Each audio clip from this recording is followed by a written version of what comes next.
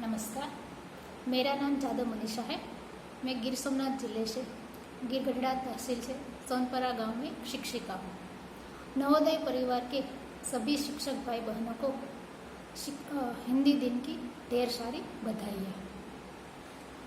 हिंदुस्तान की शान है हिंदी, हिंदुस्तान की शान है हिंदी, हर हिंदुस्तानी की पहचान है हिंदी, हर हिंदुस्तानी की पहचान है हिंदी।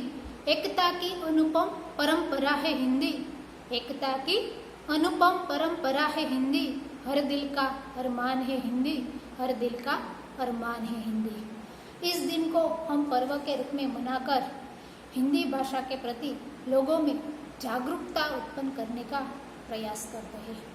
इस दिन को हिंदी भाषा को बढ़ावा देना और उसका प्रसार करने में अहम भूमिका निभाता है।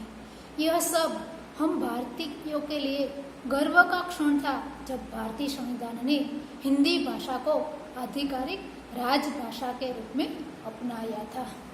मोहब्बत की जो भाषा है हमें हिंदी सिखाती है, मोहब्बत की जो भाषा है हमें हिंदी सिखाती है। क्या है माँ की परिभाषा हमें हिंदी बताती है, क्या है माँ की परिभाषा हमें हिंदी बताती है। हिंदी साहित्य के इतिहास में, भारतीय साहित्य के इतिहास में हिंदी का बहुत बड़ा योगदान रहा है। भारत भूमि पर ऐसे कई कवि और लेखक हो गए जिसने अपनी कलम की ताकत से सामाजिक एकता को सामाजिक कार्य कर रहे थे, जैसे जयशंकर प्रसाद, महादेवी वर्मा, सूर्यकांत त्रिपाठी, निराला आदि। आज हम आपको हिंदी साहित्य के एक ऐसे कवि के बारे में बताने जा रहे हैं जिसके बिना हिंदी साहित्य की कल्पना नहीं की जा सकती। ऐसे हिंदी साहित्य के कवि थे सुमित्रानंदन पंत। सुमित्रानंद पंत का जन्म 20 मई 1900 को अल्मोड़ा जिले के कौसानी नामक एक गांव में हुआ था, जो कि उत्तराखंड में स्थित है। इनका पिताजी का नाम गंगादत्त था और इसके माताजी का नाम सरस्वती देवी थी। जन्म के कुछ समय बाद ही उनकी माता का निधन हो गया। नन्हे से बालक को उसकी दादी ने पाला पोसा और बढ़ा दिया। सुमित्रानंदन पंत 7 भाई बहनों में सबसे छोटे थे। बचपन में इसका नाम गुसाई दत्त रखा गया था। पंत को यह नाम पसंद नहीं था, इसलिए उन्होंने अपना नाम सुमित्रानंदन पंत रख दिया। 7 साल की उम्र में ही उन्होंने कविता लिखना आरंभ कर दिया। पंत ने अपनी प्रारंभिक शिक्षा अल्मोड़ा में पूर्ण की। उसके बाद हाई स्कूल के अभ्यास के लिए 18 वर्ष की उम्र में ही उसको उसके भाई के पास बनारस भेज दिया गया। हाई स्कूल की पढ़ाई पूरी करने के बाद वह स्नातक के अभ्यास के लिए इलाहाबाद चले गए। इलाहाबाद यूनिवर्सिटी में उसने दाखिला लिया, परंतु सत्याग्रह आंदोलन के समय पंत अपनी पढ़ाई बीच में ही छोड़कर गांधी जी के साथ असहयोग आंदोलन में चले गए। फिर वह कभी अपनी पढ़ाई जारी नहीं कर पाए, लेकिन उन्होंने घर पर रहकर ही संस्कृत, बंगाल और हिंदी भाषा का अध्ययन किया। 1918 के आसपास तक वे हिंदी के नवीन धारा के प्रवर्तक कवि के रूप में जाने गए थे। वर्ष 1926-27 में पंत जी का प्रसिद्ध काव्य पल्लव का प्रकाशन हुआ, जिसके गीत सौंदर्य और पवित्रता का साक्षात्कार है।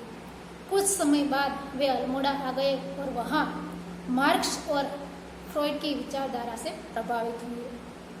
वर्ष 1938 में पंत जी ने रूपाभ नाम का एक मासिक सामयिक शुरू किया। वर्ष 1955 से 1962 तक आकाशवाणी से जुड़े रहे और मुख्य निर्माता के पद पर कार्य करते रहे। सुमित्रानंदन पंत की कुछ अन्य कविता कृतियाँ भी है, जैसे कि ग्रंथि, गुंजन, ग्राम्य, युगांत, स्वर्ण किरण, स्वर्ण धूलि, कला और बूढ़ा चांद, लोकायतन, सिदम्बरा, सत्यकाम आदि। उनके जीवन काल में उन्होंने 28 पुस्तकें प्रकाशित की, जिनमें कविताएं, पद्य, नाटक और निबंध शामिल है। पंत अपने विस्तृत समय में एक विचारधारक, दार्शनिक और मानवतावादी रूप में सामने आते हैं। किंतु उसकी सबसे कलात्मक कविताएं पल्लव नाम के कविता संग्रह में संकलित है, जो 1918 से 1924 के तक लिखी गई 32 कविताओं का संग्रह है। अपनी साहित्य सेवा के लिए उन्होंने पद्म भूषण, भारत रत्न, ज्ञानपीठ, साहित्य अकादमी तथा सोवियत लाइट नेहरू पुरस्कार जैसी उच्च श्रेणियों के सम्मानों से अलंकृत किया गया है। पंत जी कौशानी के बचपन में जिस घर में रहते थे, उस घर को सुमित्रानंदन पंत वीथिका के नाम से एक संग्रहालय के रूप में परावर्तित किया गया। इसमें उनके व्यक्तिगत प्रयोग की वस्तुओं जैसे कपड़े, कविताओं की मूल पांडुलिपियों, छायाचित्रों, पत्रों और पुरस्कारों से प्रदर्शित किया गया है। इसमें एक पुस्तकालय भी है, जिसमें उनकी व्यक्तिगत तथा उनसे संबंधित पुरस्कारों का संग्रह है। संग्रहालय में उसकी स्मृति में प्रत्येक वर्ष पंत व्याख्यान माला का आयोजन किया जाता है। 28 दिसंबर 1977 के इलाहाबाद के एक अनमोल रत्न ने इलाहाबाद ने खो दिया। कवि सुमित्रानंदन पंत को आधुनिक हिंदी साहित्य का प्रवर्तक कवि भी माना जाता है। सुमित्रानंदन पंत की एक प्रसिद्ध कविता ग्रामीण। अच्छा अच्छा बोला श्रीधर, हाथ जोड़कर हो मरमाहत। अच्छा अच्छा बोला श्रीधर, हाथ जोड़कर हो मरमाहत। तुम शिक्षित मैं मूर्खी सही, तुम शिक्षित मैं मूर्खी सही। व्यर्थ बहस तुम ठीक मैं गलत, व्यर्थ बहस तुम ठीक मैं गलत। तुम पश्चिम के रंग में रंगे, तुम पश्चिम के रंग में रंगे। मैं हूँ दकियानुषी भारत, मैं हूँ दकियानुषी भारत। हंसा ढाका मार मनोहर, हंसा ढाका मार मनोहर। तुम ओ कट्टर पंथी लानत, तुम ओ कट्टर पंथी लानत। सूट बूट में सजे धजे तुम, सूट बूट में सजे धजे तुम।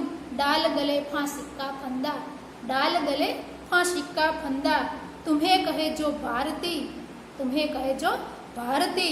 वह है दो आंखों वाला अंधा, वह है दो आंखों वाला अंधा। अपनी अपनी दृष्टि है, अपनी अपनी दृष्टि है।